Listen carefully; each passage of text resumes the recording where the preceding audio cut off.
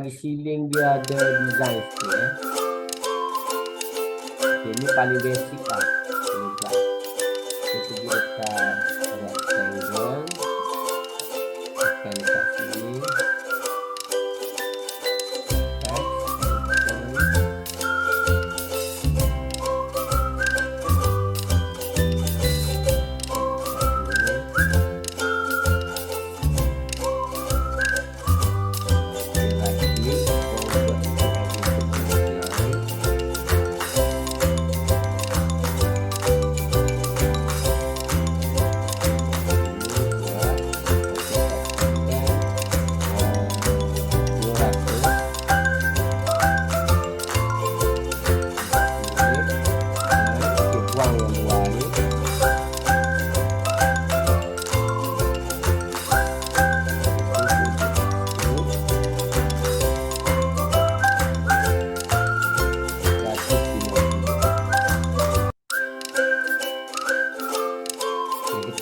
sebab dia nak ke bawah.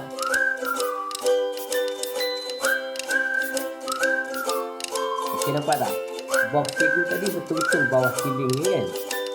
Okey, pergi kat sini. Okey, turunkan amount dia kepada 3550.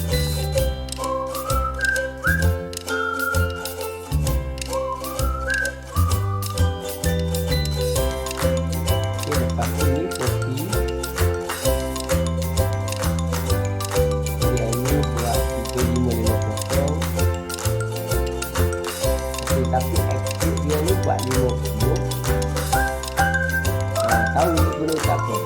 Yang ni kita nak guna sebagai mirror light. Untuk lampu kat atas. Ini buat ni. Jadi kita guna mirror light.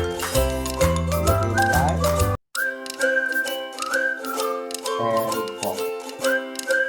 Kita apply kat atas.